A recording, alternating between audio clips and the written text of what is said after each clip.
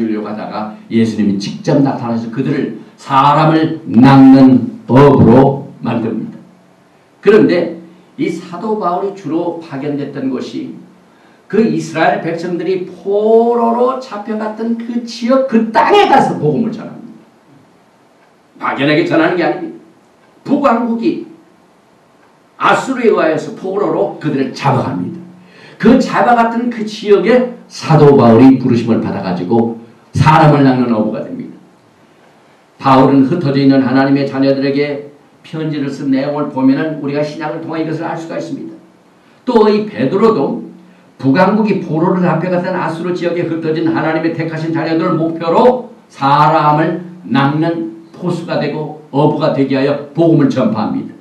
그래서 베드로전서 1장 1절 이하에 보면은 예수 그리스도의 사도 베드로는 본도, 갈라디아, 가파도기아, 아시아와 비두니아에 흩어진 나그네, 이게 전부 북왕국이 포로로 잡혀가서 살던 지역입니다. 그 지역으로 복음을 전파하러 이 베드로가 파견을 받습니다. 곧 하나님 아버지의 미리하심을 따라 성령의 거룩하게 하심으로 순종함과 예수 그리스도의 핏부림을 얻게 하여 택하심을 입은 자녀들에게 편지하노니 은혜와 평강이 너에게 더욱 많을지어다. 주님이 잃어버진 양들 내가 다시 인도해야 될 터인데 그 메시아의 사역을 감당하는 이 예수님의 모든 사역을 사도 바울도 베드로도 가서 증인이 됩니다. 어부들이 돼서 증인합니다. 또 이 구원에 대하여 너에게 임할 은혜를 예언하는 선지자들이 연구하고 부지런히 살펴서 자기 속에 계신 그리스도의 영이 그 받으실 고난과 후에 얻으실 영광을 미리 증거하여 어느 시 어떠한 때를 지시하시든지 상관이라. 너희가 전에는 양과 같이 길을 잃었더니 이제는 너희 영혼의 목자와 감독 되신 에게 돌아왔느니라. 예수님께서 메시아로 흩어진 양떼들을 불러 모아 하나로 모아게 한 이 사역을 어떻게 하셨는가 하는 이 말씀을 증거하게 하여 베드로도 쓰임을 받았습니다. 그래서 베드로는 흩어진 나그네에게 영혼의 목자와 감독 되신 예수님께로 돌아오는 회복의 메시지, 즉 궁극적으로 예수님의 재림의 메시지를 전했습니다. 이는 육신적으로 예수님께서 승천하셨던 그대로 다시 그대로 돌아오시는, 다시 말하면 예수님의 발이 예루살렘의 감난산에 내려와서 닿는 지상재림의 때에 그때야 육체적으로는 비로소 이스라엘의 흩어진 12지파가 궁극적으로 다시 모아져 회복되어 메시아 왕국을 이루게 될 것입니다. 그러므로 그 기간은 환난의 때이므로 그 목적은 흩어진 12지파를 모으기 한 것이 환난의 목적입니다.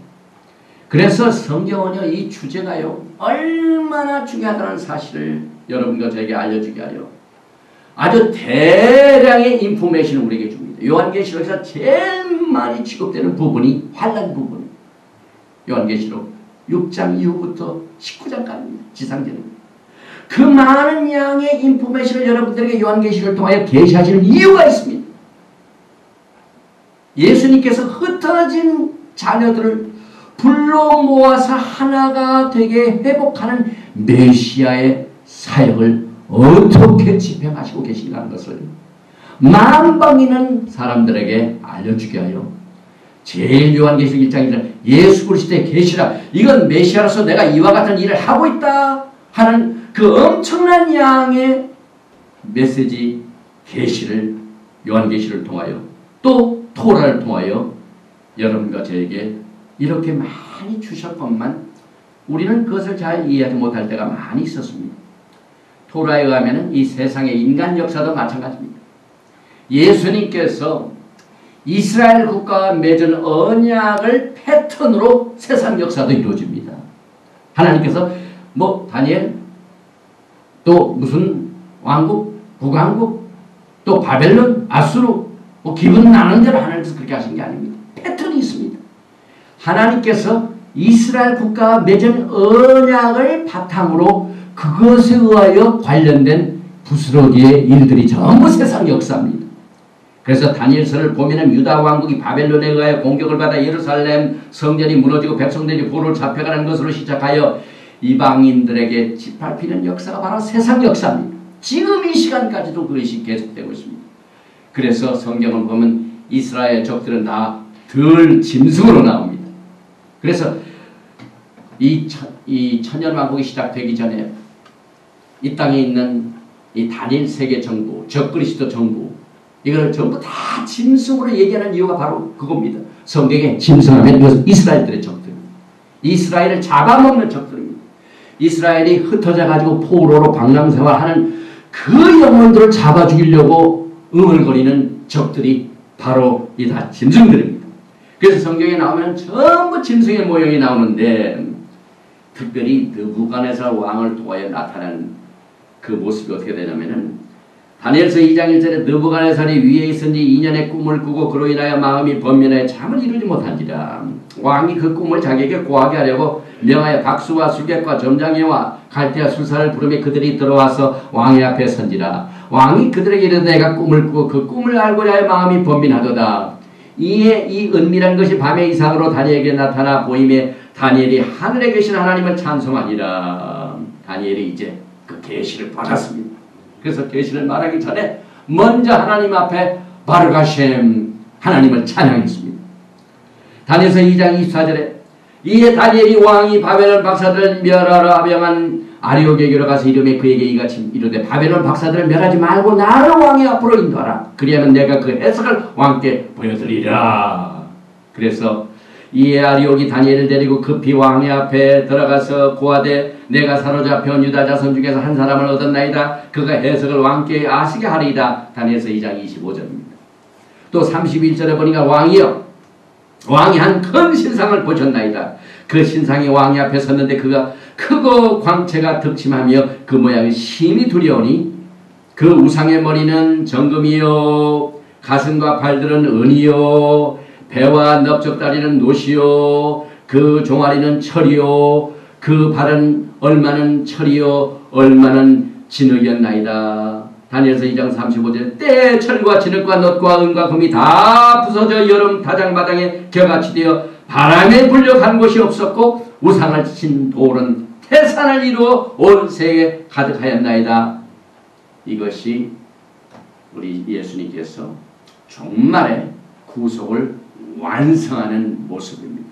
그런데 이 구속의 완성이 이루기 전에 패턴이 있습니다. 다시 말하면 첫째는 그때 당시의 세상 정부는 진흙과 철이 섞어진 10발가락 시대입니다. 지금 우리가 살고 있는 시대가 10발가락 시대입니다. 마지막 종말의 구속이 이루어진 때입니다.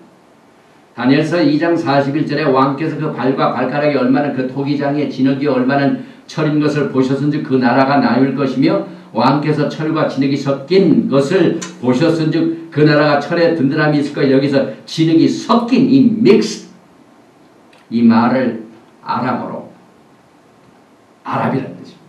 지금 아랍 세계가 있습니까 없습니까? 이스라엘의 가장 큰 적 짐승이 누굽니까? 아랍입니다.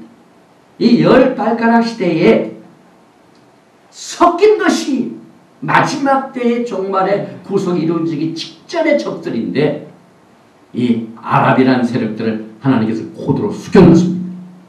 히브리 뿌리를 통해서는 이것이 나옵니다. 그래서 이 짐승들의 모습으로도 또 다니엘서의 후에 보면은 전부 짐승으로 나타납니다. 그리고 결국은 또 이유가 있지요. 그래서 이 왕께서 그 발과 발가락이 얼마나 도기장의 진흙이요 얼마나 철인 것을 보셨은즉 그 나라가 나눌 것이며 왕께서 철과 진흙이 섞인 것을 보셨은즉 그 나라가 철에 든든함이 있을 것이나 잘 될 줄 알았더니 철과 진흙이 그냥 잘 반죽이 돼가지고 몰랑몰랑 뭐 강하게 이렇게 해가지고 잘 섞을 줄 알았더니 이게 안 됩니다. 지금 우리가 살고 있는 시대를 보세요. 지금 진흙과 철이 섞어져 가지고 뭐 서로 힘을 합해서 이스라엘의 땅을 갈라가지고 나라를 세우고 예루살렘을 국제도시화하려고 아무리 발버둥을 치지만은 안 됩니다. 왜? 하나님께서는 영적인 사실을 우리에게 가르쳐 주시가요. 육체적인 것을 지금